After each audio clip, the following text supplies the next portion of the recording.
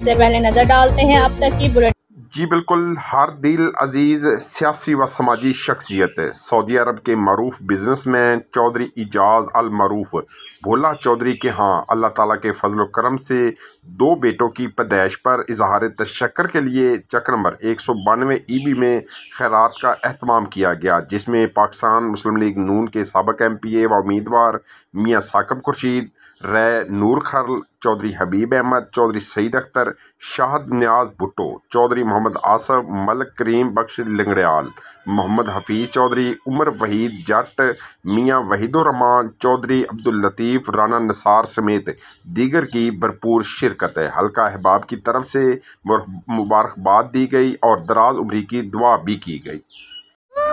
इसलिए नए life boy में है एक्टिव सिल्वर, जो दे जरासीम से 10 गुना बेहतर हिफाजत। नया सिल्वर लाइफ बॉय, दुनिया का नंबर 1 जर्म प्रोटेक्शन सोप।